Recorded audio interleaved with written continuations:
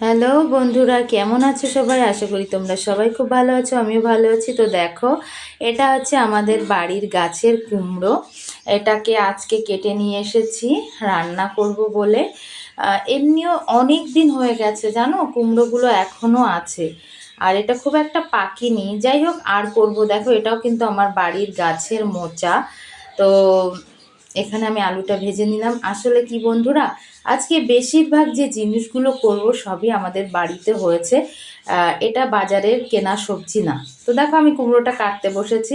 আর এই কুমড়োটা দেখো কি সুন্দর কালার হয়েছে। এটা যদি আরও একটু পেকে যেত, আরও একটু লাল টকটকে রং হতো, তাই না বন্ধুরা? কিন্তু বিশ্বাস করো বন্ধুরা, খুব দারুণ কিন্তু খেতে টেস্টি হয়েছে রান্নাটা। তো দেখো বন্ধুরা, এখানে হচ্ছে কাতলা মাছ আর এখানে চিংড়ি মাছ আমি নিয়ে নিয়েছি। আর দেখো বন্ধুরা, আমি কুমড়োটা কেটে রেখেছি আলু দিয়ে, কি সুন্দর। এখানে আমি মাছগুলো ভেজে নেব বন্ধুরা।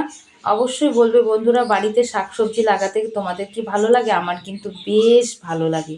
আর দেখো বন্ধুরা, এই যে বেগুনটা আমি ভাজি করছি, এটাও কিন্তু বাড়ির গাছেরই বেগুন, জানো তো। আজকে মোটামুটি বাড়ির যেতটুকু বাগান আছে সেখান থেকে সব তুলে এনেছি আর কি। আর দেখো, এদিকে মাছ ভাজা হয়ে গেছে আর এদিকে চিংড়ি মাছটাও আমি ভেজে নিচ্ছি। তারপরে দেখো বন্ধুরা, আমি বেগুনটা ভাজতে দেব।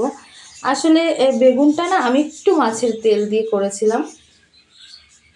তো বলো বন্ধুরা, তোমরা কে কে বেগুন ভাজা ভালোবাসো? বেগুনটা না আমার খুব একটা ভালো লাগে না, মোটামুটি ভালো লাগে, খুব একটা ভালো লাগে না। তো এদিকে আমার বেগুন ভাজা হয়ে গেছে আর এদিকে দেখো আমি মোচাও করে ফেলছি চিংড়ি মাছ দিয়ে। দেখো, এটা রান্না হয়ে গেছে।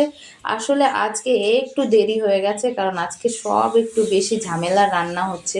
আর এই দেখো, আমি কুমড়োটা রান্না করছি। তো বাড়ির সবজি আজকে সব, আজকে কেনা সবজি একটাও না, শুধু মাছটাই শুধু কেনা। তো তোমরা বলো বন্ধুরা, তোমরা কি একটু খেতে কিষানি করতে ভালোবাসো? আমি তো বেশ একটু ভালো লাগে, ফুলের চারা লাগাতে, সবজি লাগাতে বেশ ভালোই লাগে। কিন্তু টাইম হয়ে পারে না অনেক সময়। আর তাছাড়া আমার অনেক পাখি আছে, তাদের পিছনেও আমাকে না একটু সময় দিতে হয়, না হলে হয় না। তো দেখো, এখানে আমার রান্নাটা কমপ্লিট হয়ে গেছে। দু তিনটে রান্না কমপ্লিট হয়ে গেছে। এবার আমি একটু মশলা দিয়ে মাছ করব, কারণ ওই যে বললাম আমার পুচকু দুটো ভীষণ বদমাইশ। ওরা হচ্ছে এই মানে মশলা দিয়ে একটু না করে দিলে ওরা খেতে চায় না। মানে একটা জিনিসের বাহানায় আর একটা জিনিস খেতে রাজি হয়। যাই হোক, এখানে এটাও আমার প্রায় কমপ্লিট হয়ে গেছে বন্ধুরা। তো আজকের ভিডিওটা কেমন হয়েছে তোমরা কিন্তু কমেন্ট করতে একদম ভুলবে না। তো প্রপারলি সব রান্না কমপ্লিট হয়ে গেছে। দেখো, এখানে মোচা হয়ে গেছে, এখানে বেগুন ভাজা হয়ে গেছে, এখানে দেখো মাছের ঝোল রাখা আছে। তো বলো বন্ধুরা, তোমরা সবাই কি কি রান্না করছো? অবশ্যই কমেন্ট করে বলবে। টাটা।